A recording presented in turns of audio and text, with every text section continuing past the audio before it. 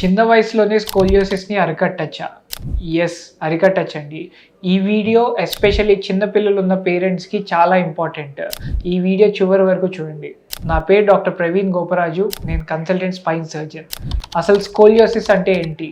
నార్మల్గా స్ట్రైట్గా ఉండాల్సిన వెన్ను ఎముకలు వంకర తిరిగితే దాన్ని స్కోలియోసిస్ అంటాము.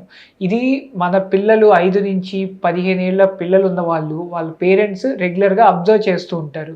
ఎలాగంటే షోల్డర్ కొంచెం వంకర అవ్వటము, నడుం వంకర తిరగటం, పెల్విస్ అంటే హిప్ జాయింట్ కొంచెం వంకరగా అవ్వటంతో ఫస్ట్ వాళ్ళు చూస్తారు.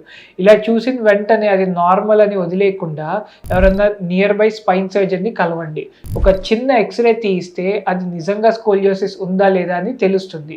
ఎక్స్రేలో మనం కార్ప్స్ యాంగిల్ అనేది మెజర్ చేస్తాము. ఆ యాంగిల్ ప్రకారంగా అసలు స్కోలియోసిస్ ఉందా లేదా అనేది మనకు తెలుస్తుంది. ఒకవేళ అది 10 డిగ్రీల కంటే తక్కువ ఉందనుకోండి, అది నార్మల్ అని అర్థం అనమాట. 10 డిగ్రీల కంటే ఎక్కువ ఉంటే స్కోలియోసిస్ అంటాం. స్కోలియోసిస్ ఉన్న వాళ్ళలో ఎన్ని డిగ్రీలు అన్న దాన్ని బట్టి మన ట్రీట్మెంట్ ఉంటుంది. ఎగ్జాంపుల్ 20 డిగ్రీల వరకు ఉందనుకోండి, దాన్ని మనం అబ్జర్వ్ చేస్తాం. అబ్జర్వ్ చేయటం అంటే ఎవ్రీ 6 మంత్లీ ఆర్ 1 ఇయర్లీ మళ్ళీ సేమ్ ఎక్స్రే రిపీట్ చేసి కంపేర్ చేసుకోవాలన్నమాట. ముందు ఎక్స్రేకి ఇప్పటికీ ఆ స్కోలియోసిస్ అనేది పెరుగుతోందా, అంతే ఉందా అనేది మనకు తెలుస్తుంది.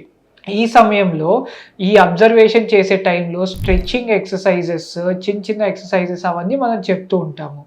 అండ్ 20 డిగ్రీస్ నుంచి 40-45 డిగ్రీస్ వరకు ఉందనుకోండి, వీళ్ళల్లో ఏంటంటే ఒక కస్టమ్ మేడ్ బెల్ట్స్ అన్నవి ఇస్తాము. అంటే మనకి షాపులో దొరికేవి కాకుండా మన స్కోలియోసిస్ కర్వ్ ప్రకారంగా ఒకటి తయారు చేసి ఆ బెల్ట్ ఒకటి పెట్టుకోవాల్సి వస్తుంది. దీనివల్ల అడ్వాంటేజ్ ఏంటి అంటే ఆ స్కోలియోసిస్ ఏదైతే ఉందో అది ఇంకా పెరగకుండా ఖచ్చితంగా ఆపుతుంది. అండ్ ఉన్న కర్వ్ని కొంచెం తగ్గచ్చు, బట్ పూర్తిగా నార్మల్ అవ్వకపోవచ్చు. మన ఉద్దేశం ఏంటంటే 45 డిగ్రీస్ కంటే ఎక్కువ కర్వ్ వెళ్ళకూడదు. ఒకవేళ 45 డిగ్రీస్ కంటే కర్వ్ పెద్దది అయిందనుకోండి, ఆపరేషన్ అవసరం పడే అవకాశం ఉంటుంది.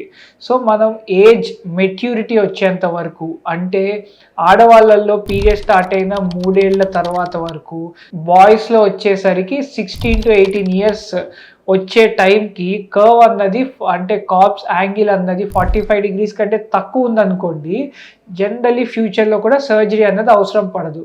అదే 45 డిగ్రీస్ వెళ్ళకుండా ఆపడానికి మనం ఈ స్ట్రెచ్చింగ్ ఎక్సర్సైజులు చేసుకోవటం, అబ్జర్వేషన్ చేయటం ఆర్ బెల్ట్ వాడటం అన్నది మనం చేస్తాము.